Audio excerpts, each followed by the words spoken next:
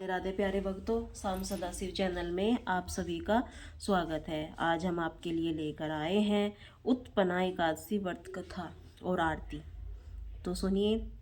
हरे कृष्ण। हिंदू धर्म में उत्पन्ना एकादशी को विशेष महत्व है। माघी मास में कृष्ण पक्ष की उत्पन्ना एकादशी के दिन ही एकादशी व्रत की शुरुआत हुई थी। भगवान विष्णु ब्रह्मांड के पालनहार हैं। वे अपने भक्तों को सभी इच्छाओं को पूर्ति करते हैं। धार्मिक मान्यताओं के अनुसार आज के दिन जो भक्त सच्चे मन से व्रत रखकर व्रत की कथा पढ़ते और एकादशी माता भगवान विष्णु सदैव कृपा बनी रहती है। जो आज के इस वीडियो से आप सुनेंगे उत्पन्ना एकादशी की संपूर्ण व्रत कथा और तुलसी माता की कथा, साथ ही आरती, क्योंकि भगवान विष्णु जी को तुलसी अत्यंत प्रिय है। जो भक्त भगवान विष्णु के साथ आज के दिन तुलसी जी की पूजा करके तुलसी जी के पौधे दीप दान करता है, उन्हें भी आर्थिक समस्याओं का सामना नहीं करना पड़ता। आज के इस वीडियो में आप सुनेंगे उत्पन्ना एकादशी और व्रत तुलसी माता की कथा, साथ ही आरती। और एक श्री सूत जी महाराज ने शोका आदि ऋषियों में आग्रह कर उत्पन्ना एकादशी का महात्म्य सुनाते हुए कहा, मुनिवर, भगवान श्री कृष्ण ने विधि सहित इस एकादशी महात्म्य को धर्मराज युधिष्ठिर से कहा था। प्रभु ने जिसकी श्रद्धा है केवल वे इस व्रत को प्रेम पूर्वक करते हैं और इस महात्म्य को प्रेम श्रद्धा पूर्वक सुनते हैं, इस लोक में अनेक सुखों को भोगकर अंत में वैकुंठ धाम को प्राप्त कर लेते हैं। एक बार धर्मराज ने भगवान कृष्ण से पूछा, हे जनार्दन, एकादशी व्रत की महिमा क्या है? इस व्रत को करने से कौन सा पुण्य मिलता है? इसकी विधि क्या है? सो आप मुझे बताएं। कृपा करें। धर्मराज युधिष्ठिर के इस वचन सुनकर भगवान कृष्ण ने कहा, धर्मराज, सबसे पहले हेमंत ऋतु मास में कृष्ण पक्ष की एकादशी का व्रत रखना चाहिए। दसवीं तिथि की शाम को दातून करनी चाहिए। रात को भोजन नहीं करना चाहिए। एकादशी को सुबह संकल्प से नियम के अनुसार काम करना चाहिए। स्नान करने से पहले तुलसी जी की जड़ में थोड़ी सी मिट्टी और शरीर पर लेप लगाकर उसके बाद स्नान करना चाहिए। भगवान विष्णु को चंदन का तिलक कर खुद भी मस्तक पर चंदन का तिलक लगाना चाहिए। स्नान के बाद धूप दीप नैवेद्य से भगवान की पूजा अर्चना करनी चाहिए। रात में दीप दान करना चाहिए। यह सभी नियम भक्ति पूर्वक पालन करने चाहिए। रात में जागरण करते हुए श्री हरि के नाम का जप करना चाहिए और किसी भी प्रकार का भोग विलास या स्त्री प्रसंग से किसी भी प्रकार के निर्दयी कार्य में सुधरता दूर रखनी चाहिए। हे युधिष्ठिर जी को फल वेद पाठी ब्राह्मणों को 1000 गो दान करने से प्राप्त होता है। उसकी 10 गुना अधिक पुण्य एकादशी का व्रत करने से मिलता है। 10 श्रेष्ठ ब्राह्मणों को भोजन कराने से जिस पुण्य की प्राप्ति होती है वही एकादशी के पुण्य 10वें भाग के बराबर हो जाता है। निर्जल व्रत करने से आधा फल एक बार भोजन करने से बारंबार होता है। इसीलिए एकादशी का व्रत करने पर भी यज्ञ दान तप आदि पुण्य मिलते हैं, नहीं तो नहीं मिलते। इसीलिए जीवन में एक बार एकादशी का व्रत अवश्य करना चाहिए। इस एकादशी व्रत में शंख से जल नहीं पीना चाहिए। मांसाहार अन्य मांसिक भोजन का त्याग करना चाहिए। एकादशी का व्रत का फल 1000 योगों से भी ज्यादा माना गया है। भगवान श्री कृष्ण के वचन सुनकर धर्मराज ने कहा, हे प्रभु, आपने इस एकादशी व्रत के पुण्य को अनेक तीर्थों के पुण्य से अधिक श्रेष्ठ और पवित्र क्यों बतलाया है? कृपा करके यह सब आप विस्तार पूर्वक कहिए। तब भगवान श्री कृष्ण ने कहा, हे धर्मराज, पौराणिक कथाओं के अनुसार सतयुग में मुंद्र नाम का एक दैत्य उत्पन्न हुआ जो कि बहुत बड़ा बलवान था और भयानक था। उस प्रचंड दैत्य ने देवराज इंद्र आदि वसु वायु अग्नि आदि सभी देवताओं को पराजित करके उनके अधिकार छीन लिया।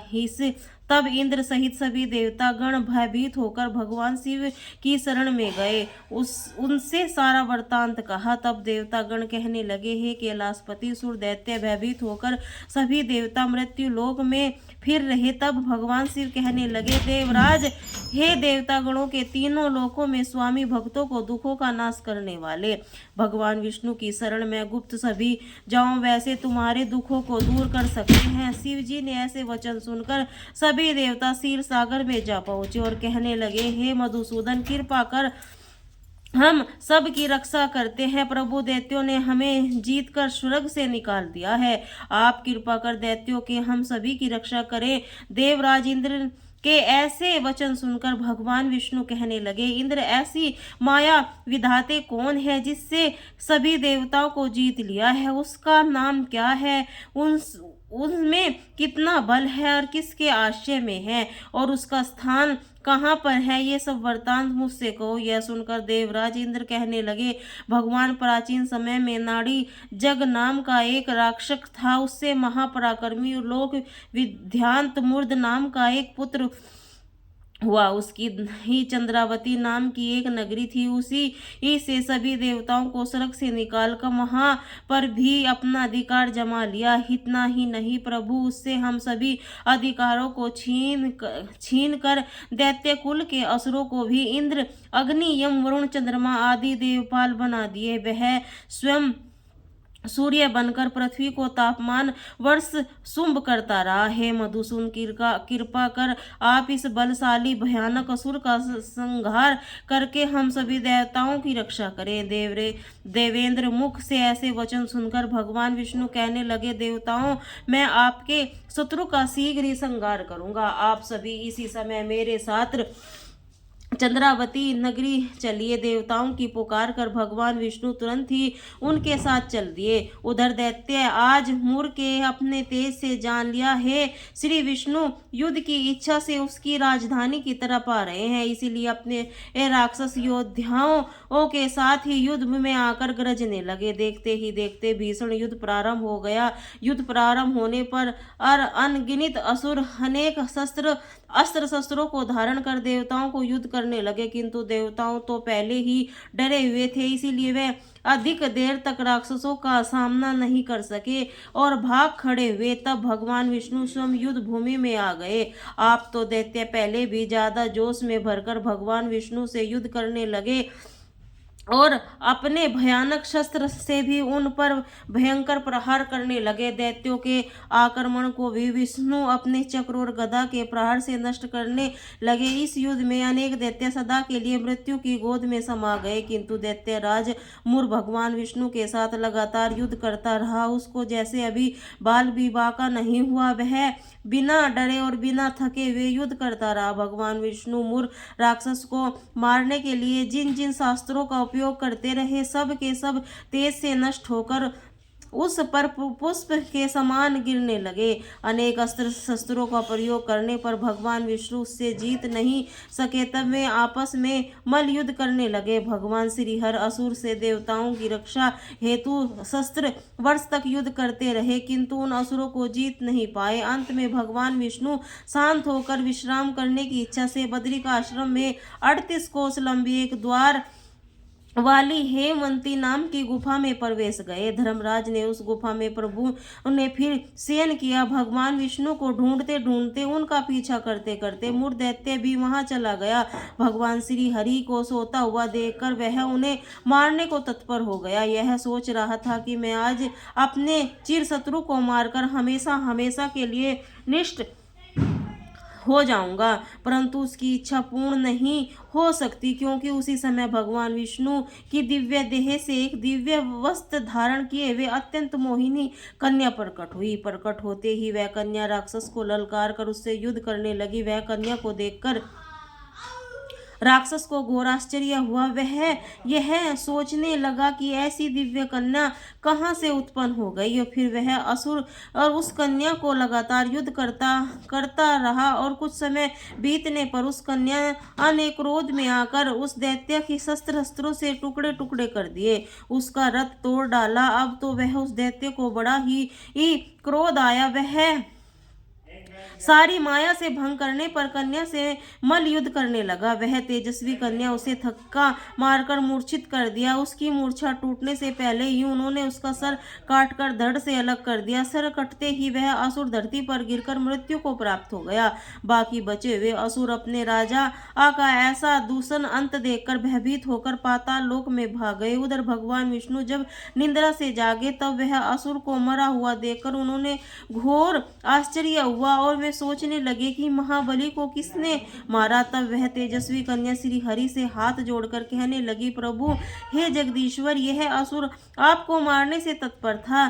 तब मैंने इसके शरीर से आपके शरीर से उत्पन्न होकर इस असुर का वध कर डाला। कन्या की यह बात सुनकर भगवान बोले, देवी तुमने असुर को मारा, इसीलिए तुम पर अत्यंत प्रसन्न हूँ। इसे मारकर तुमने तीनों लोकों के देवताओं को कष्टों को दूर कर दिया है। इसीलिए आज तुम अपनी इच्छा अनुसार वरदान मांग लो, मैं तुम्हारी हर इच्छा को पूर्ण करूंगा। भगवान की बात सुनकर वह बोली कि हे प्रभु, मुझे यह वरदान दीजिए कि जो भी मनुष्य या देव मेरा व्रत करे, मेरा ध्यान करे, उसकी सभी पाप तुरंत ही नष्ट हो जावे, अंत में उसे स्वर्गलोक की प्राप्ति हो जाए।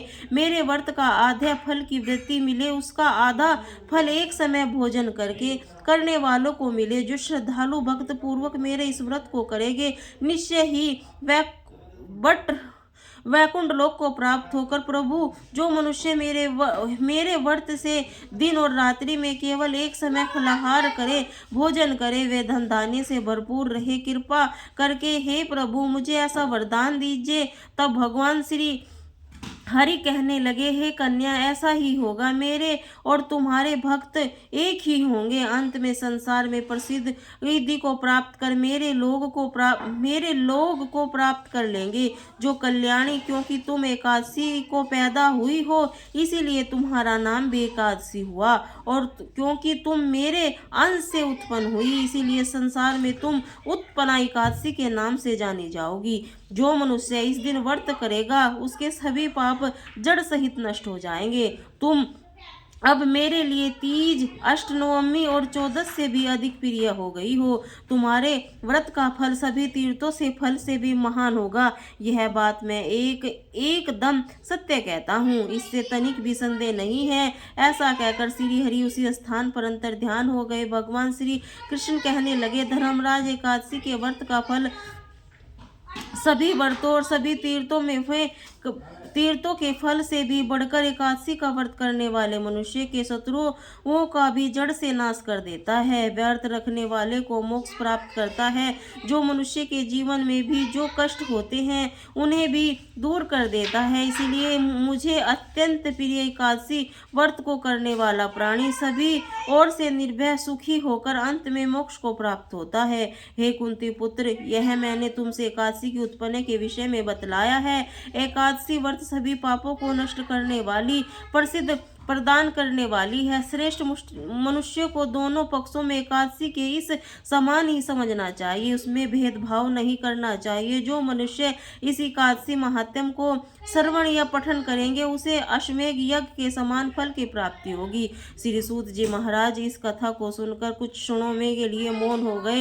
एकादशी व्रत भगवान विष्णु की साक्षात शक्ति है। जिस शक्ति ने इस असुर का वध किया है, इसे भगवान भी जीत पाने में असमर्थ हो रहे हैं। उसी शक्ति आगे मनुष्य को पाप रूपी असुर भला कैसे टिक सकते हैं। जिस शक्ति से देवताओं को कष्ट होकर उन्हें सुख प्राप्त किया, वह प्राणी मात्र हो क्या कुछ नहीं दे सकती। सुख, समृद्धि, शांति और मोक्ष सब कुछ आसानी से ही प्राप्त हो सकता है। पौराणिक कथा के अनुसार प्राचीन काल में जलंधर नाम का एक राक्षस हुआ करता था, जिससे चारों तरफ बहुत ही उत्पत मचा हुआ था। राक्षस बहुत ही वीर और पराक्रमी था। राक्षस की वीरता एक रहस्य था, जिसकी पत्नी वृंदा पतिव्रता धर्म और वृंदा अपने इस पतिव्रत धर्म का पालन बहुत अच्छी तरीके से करती थी। पत्नी के व्रत के प्रभाव से वह राक्षस इतना वीर बन गया था। उससे उत्पात और अत्याचार से परेशान होकर देवतागण भगवान विष्णु के पास गए और उसने राक्षस से बचने की गुहार लगाई। सभी देवताओं की प्रार्थना सुनकर भगवान श्री विष्णु ने वृंदा का पतिव्रत धर्म भंग करने का निश्चय किया। भगवान ने जलंधर रूप धरा और वृंदा के महल में पहुंच गए। जैसे ही वृंदा की नजर अपने पति पर गई, वह तुरंत पूजा से उठ गई और जलंधर का रूप धरे भगवान विष्णु के चरण छू लिए। जिस समय वृंदा पूजा के लिए बैठी हुई थी, उसी समय उसका पति राक्षस जलंधर युद्ध के मैदान में युद्ध कर रहा था। तभी युद्ध के मैदान से भी उसके पति का कटा हुआ सर उसके आंगन में आकर गिरा। पड़ा। वृंदा को यह देखकर बड़ा क्रोध आया। उसने सोचा कि अगर मेरे पति यहाँ हैं तो आखिर वह कौन खड़े हैं। उसी समय सामने भगवान विष्णु खड़े हुए नजर आए। तब क्रोधित होकर वृंदा ने भगवान विष्णु को श्राप दे दिया कि तुम पत्थर के बन जाओ। वृंदा के श्राप से भगवान विष्णु तुरंत ही पत्थर के बन गए।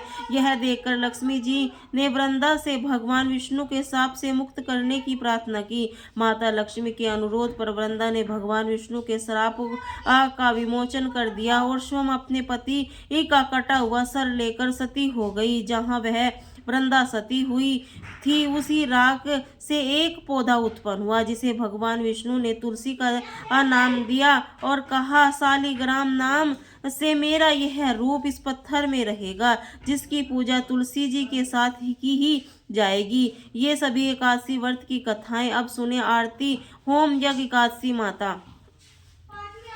ओम जय काशी माता मैया, जय काशी माता। विष्णु पूजा वृत्ति को धारण कर सकती मुक्ति पाता। ओम जय काशी माता, तेरे नाम गिनाऊं देवी, भक्ति प्रदान करनी, गण गौरव को देनी, माता शास्त्रों में वरनी। ओम जय काशी माता। माघ ऋषि के कृष्ण पक्ष की उत्पन्न विक्षितारण, जन्मी शुक्ल पक्ष में होई, मोहिनी मुक्ति दाता बन। ओम जय काशी माता। माता पोष कृष्ण पक्ष की सफला नामक है, शुक्ल पक्ष में हो ये पुत्रा आनंद अधिक रहे। ओम जय काशी माता। नाम पटतिला माघे मास में कृष्ण पक्ष आवे, शुक्ल पक्ष में जया कहावे, विजय सदा पावे। ओम जय काशी माता। विजा फागुन कृष्ण पक्ष में सुफला आमली की, पाप मोचन कृष्ण पक्ष में चैत्र महाबली की। ओम जय काशी माता। चैत्र शुक्ल में कामदा धन देने वाली, नाम वृथुनी निष्कृष्ण पक्ष में बैसाखी महावाली। ओम जय काशी माता। शुक्ल पक्ष में हो ये मोहिनी, अपरा ज्येष्ठ कृष्ण पक्षी, नाम निर्जला सब सुख करनी, शुक्ल पक्ष रखी। ओम जय काशी माता।